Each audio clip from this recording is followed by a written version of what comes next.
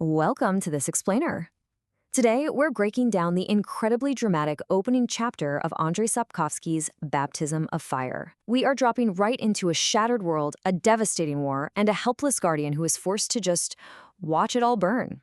So let's dive right into this. To start, let's ground ourselves in the source text. Sapkowski immediately establishes this grim, incredibly high-stakes tone right from the title page.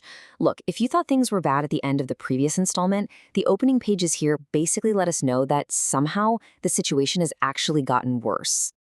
And honestly, this brilliantly illustrates the mood. The chapter opens with this really powerful epigraph from Dire Straits. It says, "Through these fields of destruction, baptisms of fire, I witnessed your suffering as the battles raged higher." It perfectly sets the stage, right? We are entering a world entirely consumed by war. A world where survival isn't just about fighting anymore, it requires literally and metaphorically passing through the flames. But here is the massive twist right out of the gate. Our traditional hero, Geralt of Rivia, the White Wolf, the legendary guardian of the innocent, is utterly incapacitated. He was seriously injured during the Shattered Wizards Guild coup on the Isle of Thanet, and now he's hiding out, completely broken and helpless, in the Brokilon Forest. And this is a genius move because it forces us to view the unfolding chaos through the eyes of someone else entirely. Which brings us to Section 1, Enter Milva the Hunter. To really understand the terrifying scale of the world's devastation, we first need to zoom in on a micro perspective. We meet Milva, a deadly hunter, waiting completely silently in the brush. Now, the drought has made the forest floor a bed of crunchy dry leaves, so she can't hunt on the move. Instead, she's been waiting for over 2 hours. This shows us her immense patience, and as she waits, she introduces us to her absolute most prized possession. You see, she is a born archer, and she demands the best. She had previously used a highly coveted Zircanian Zephyr, which is this composite reflex bow reinforced with antelope horn. But she traded that away, along with sable pelts, an exquisite elven medallion, and a coral cameo pendant, all just to acquire her new weapon from the far north. And the cost? She paid a staggering 400 Novigrad crowns for this 5-foot mahogany bow. I mean, the sheer weight of that number is titanic in this world, and she paid it without a single moment of hesitation or haggling. It totally highlights her uncompromising dedication to her deadly craft. Sapkowski actually gives us incredible micro details about her weapon. It's made of laminated wood, boiled sinew, and whalebone, 55 pounds of force from a 24-inch draw. To put that into perspective, an arrow travels 200 feet in 2 heartbeats and can pass right through an unarmored human. This mechanical, hyper-focused detail establishes Milva as a lethal pragmatist. By showing us her total control over her immediate environment, the author creates this brilliant, sharp contrast with the macro-level chaos that is raging outside the forest. So let's look at that chaos in Section 2, the Shattered World. Through Milva's memories while she hunts, the narrative pans out to reveal a truly terrifying geopolitical landscape. It's like a giant row of dominoes falling in rapid succession as the entire world order collapses. First, you have the bloody rebellion during the Mages' Conclave on Thanet. Then, almost as if on signal, the outbreak of war in Dol Langre. The elves incite an uprising in Dol Blathana. And finally, the Nilfgaardian armies roll in, absolutely crushing Lyria and Aedirn. The continent has descended into total war. And the fallout on the ground is horrific. The human kingdoms of Temeria, Redania, and Cadwyn unjustly blame the elven Scoia'tael for the assassination of the Redanian king, Vizimir. This leads to brutal, relentless purges. We're talking elven blood flowing in rivers. Paranoia reigns supreme, and spies and informers, known in the text as Angivere, are literally everywhere. It is a terrible, terrible time to be outside the forest. Moving right along to Section 3, Refuge in Brokilon. This backdrop of apocalyptic violence is exactly why Milva is absolutely furious when asked to leave her sanctuary.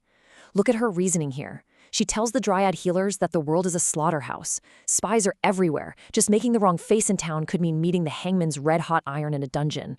Plus, she's already risking her life every new moon, totally exhausted from guiding defeated elves to safety in Brokilon. To her, Geralt is just a stranger. He's a fool who broke the Witcher's code by meddling in politics, and she has zero interest in risking her neck for a half-dead rebel. And let's be clear, he truly is half-dead. The dryads are keeping him in a cave in Ciri, using magical spring water and thick layers of the healing canyalela plant to literally knit his broken arm and leg bones back together. He is entirely trapped by his physical state, relying completely on others to know what is happening to the people he loves. Which leads into Section 4, a debt of blood. Despite her fierce independence, Milva is ultimately forced into action, but not by Geralt. She's compelled by the ruler of the dryads, Lady Eithné. Eithné confronts Milva and delivers this profound philosophical truth. We enter the world as a minute part of the life we are given, and from then on we are ever paying off debts, to ourselves, for ourselves. She's reminding Milva that everyone is bound by the ledgers of their own past. We are constantly paying back debts, not just to others, but for the sake of our own inner reckoning. And Milva's debt? It is visceral. The text flashes back to this ghastly, moonlit night when she was caught poaching in Brokilon. The dryads hung her upside down from a tree snare by her ankle, leaving her to swing like a marionette to die. She can still remember the horrifying creak of the rope and the blood pounding in her temples, but Eithné spared her life. So Milva's debt is absolute. She owes her life to Eithné, and Eithné happens to care for the Witcher. Finally, Section 5, delivering the devastating news. Bound by this unpayable debt, Milva ventures out into the burning world. Returning 12 days later, she meets the limping Geralt and methodically lists the targets of a massive, continent-wide manhunt. The information network he relies on? It's gone. Codringer? Dead, burned alive in his chambers in a highly suspicious fire. The elven leader Faljutjarna? Hunted for the Thined Rebellion, and then she drops the bombshell. The Andrzej are asking about two very specific people, Geralt of Rivia and a girl named Cirilla. Milva actually delivers this news quite sharply, kind of trying to provoke him. She uses this dramatic irony to point out that their hunters want them perfectly intact. She tells him, "It was ordered on pain of death. If either of you is caught, not a hair on your heads is to be harmed. You must be dear to their hearts." Meaning, if they're caught, not a single button is to be torn from Ciri's dress. Up until this exact moment, Geralt had maintained a cold, unnatural composure. But hearing Ciri's name, hearing that his ward, the person he loves most in the entire world, is being hunted alive by an empire, it utterly breaks him. His emotional shock physically manifests. He staggers, goes deathly pale, and collapses heavily against a cedar trunk, which actually prompts Milva to scream for the healers. And this leaves us with the ultimate inciting incident of the story. The stakes couldn't be more personal, and the odds, they literally couldn't be worse. So how will a man who can barely stand, whose allies are dead or hunted, rise to face a continent engulfed in a baptism of fire? It's an incredible opening that leaves us desperate to find out what happens next. Thanks so much for joining me on this explainer, and as always, keep questioning the text.